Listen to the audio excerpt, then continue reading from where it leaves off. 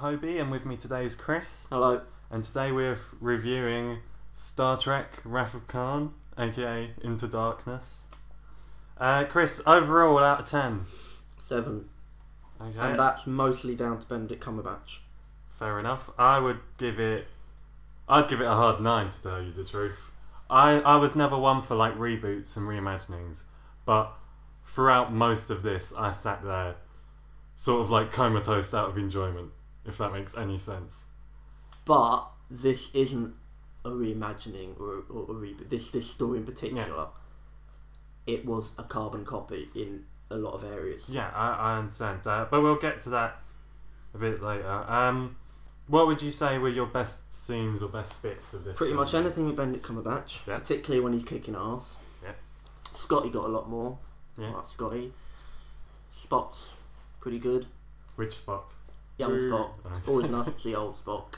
Even if it was a bit sort of like, well, that wasn't necessary. Yeah, but why would you? obviously, No, I let's still just throw enjoy him it in. too. Yeah. Kirk's growing on me more. Chris Pine. Alice Eve.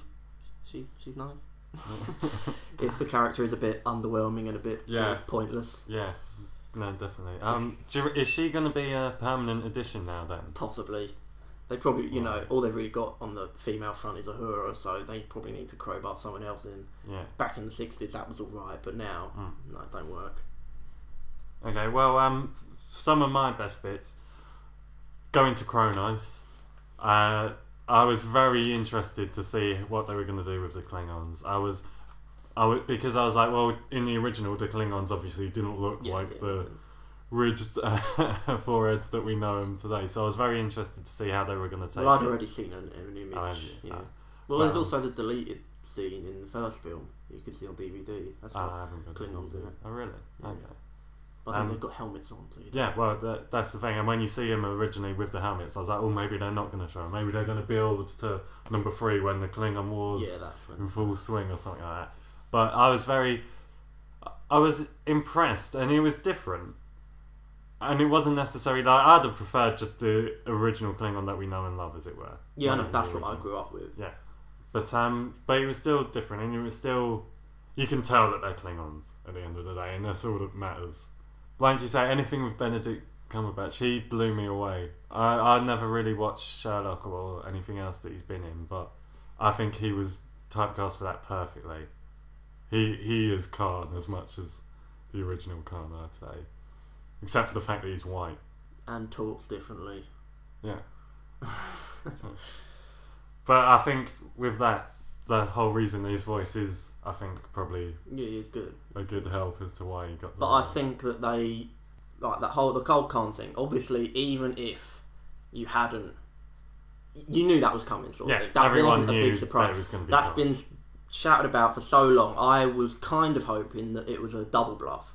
To be honest, Iron Man 3 did a better hiding the sort of surprise with the Mandarin than this did. Even though they kept saying John Harrison, you just knew it was Khan because they wouldn't say anything else. But I'm not saying that's a bad thing. Obviously, Khan's great. But the fact that it wasn't like a new story with Khan, it was almost identical to the Wrath of Khan in like the best areas, just makes you think, what's the point? What's the point in rebooting Star Trek, to just literally in an again. alternate universe, just to rehash one of the best old ideas? Yeah. I mean, I'm all for like references, like they've got the Tribble in there and things like that. There's always little things where you go, it's old Star Trek, and old Spock. But this was too much. Far, far too much. I mean, scene for scene, like in the dying thing, just flipped. Yeah. I mean, I don't know if they're thinking, that's sort of, it's just another a mirror reference image sort of thing, like it's an alternate universe. It's like, yeah, but that's not clever. That just means you couldn't come up with your own ideas. That was iconic. That was one of the most famous things in Star Trek.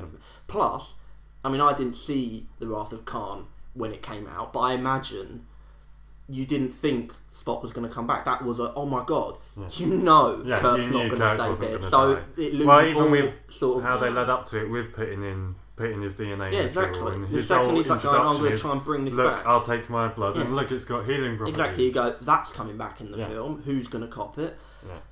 I just thought it wasn't going to be, the same. I mean, I remember in the trailer, they showed you the hands against the glass, and people are like, oh, they're gonna pay homage to that scene. No, they're gonna rip that scene off completely. Yeah, no, I mean, I completely agree. That sort of covers our worst bits as well as our best bits. But we'll mention the cliche references then. Like you said, you already got the Tribble in there. You already had the iconic Khan shout. Yeah. Anything else that caught your eye? Shatner did it better though. Yeah, well, the original always is, isn't it? Well, it's mainly a lot of little things that just overall, fun, enjoyable, exciting, all the sort of right things just to watch a movie. But as a sort of Star Trek fan, you do sort of feel like that just come up with something new. That's all. New, but with references, not a rehash with references. That's what it felt like, a rehash. And I didn't really like that. It started off a lot better than it ended up as. But see, I'm of a different opinion in terms of, I agree you should have new stories, not rehashes sort of thing. And like you said, if you knew it was going to be Khan, they could have expanded it. They could have had it that, oh well, he's the sole survivor, everyone else is already dead, so now he's purely just for revenge. This just felt a little bit weak. But I wanted to talk as well about, because I reckon now the third one, I'm not sure if they've announced it or there's going to be a third, but I reckon it's it'll going to be the Klingon War. Yeah. So I'm hoping they won't just get him back in. Yeah, I'm hoping that it will now be, look at these Klingons, look at how scary they're Khan supposed to alone, be. just do Klingons. We want to see Klingon War. What did you think of the performances of the crew of the Enterprise then?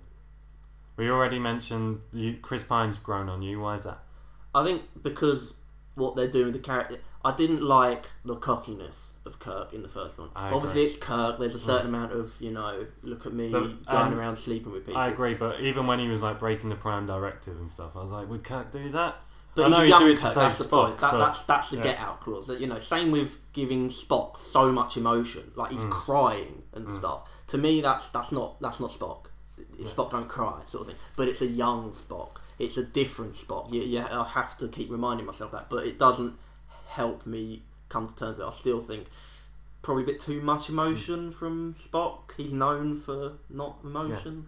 Yeah. I personally think this Spock does a good job. I know he's got too much emotion compared to Nimoy. Yeah. And I do still think they've literally just wedged Nimoy in there. Yeah. Like, oh, are we in range of anyone? Let's contact Spock. Not let's contact a fleet. I thought exactly like when he said contact New Vulcan, I thought, oh, we're going to see some Vulcan ships come and help. Not just Nimoy on the screen. It's just. But no, so I think Spock does a good job as well. I think they all do a good job. There's no one on the crew that I'm like, oh, don't like him, sort of thing. Uhura for me. The only thing I don't like about her in this film is too much. It was like, why is she there, sort of thing, especially at the beginning. Well, yeah, I was going to mention. Why would the communications officer be in the ship, dropping Spock in the volcano? It made no sense. Yeah. It's just to try and get her scenes with the love Spock story and everything. going. Plus, when she's like, you ask for someone to speak Klingon, let me speak Klingon. I thought she'd do more than just speak for a second and then all hell kicks loose. I thought she'd actually achieve something. But no, it was like they took something away from her. I thought she was going to do something there, but she didn't. She just felt a bit pointless in places. Well, I completely agree. I mean, I personally don't like her as Uhura anyway. But again, in this film, I think she was given too much time, especially at the cost of other people. It was nice to see Scotty a lot more. But Chekhov gets sidelined. Yeah, Chekhov gets sidelined. Bones gets sidelined. Bones gets a little bit more couple of quippy remarks. Yeah, he was the Sulu, right? And I'm pretty sure you'll have to correct me on this, right? Sulu, obviously, nowhere near a role compared to the first one. He got a fight in the first one. In this one, I swear to God, when you first see Sulu and he's with Uhura in the ship, he says the same thing like 3 or 4 times. If we're gonna do this, we got to do it now. And that's all he says. He doesn't go, "Come on, Uhura, let's get to it." He goes, "If we're gonna do this, we got to do it now. Oh, we can't take much more of this. If we're going to do it, we've got to get this now." Or variations of it, and I'm pretty sure he says that. And then he gets his one sort of badass line about if you test me, you will fail. Yeah. And I was like, fair enough. I quite like that because that's a sort of reference to the past, like Captain Sulu sort of thing. It's like sort of thing. It's like a hint at his captaincy. That's That's not a rehash. That's a yeah. fan reference. That's what it should be. Well, that was our review. So mixed feelings overall, but still Positive. Yeah, positive. Still positive. It'll be interesting to see where they take it next. I reckon it'll be the Klingon War, and I hope it'll be the Klingon War. I think that'll be brilliant. It could be anything. Yeah, We don't know. It could be absolutely anything. They could They might crowbar the Borg completely in there or rehash. something Yeah, like I that. was thinking that. And it'll be like how the Borg Kirk will become Locutus or something like that. It'll just, or it could be brilliant. It could be a brilliant third film. Just have to wait and see. Well, thank you for listening. We'd love to hear from you. Let us know your feelings and impressions of the film. Email us at squarevision@live.com. Thanks for listening. See you in the next one.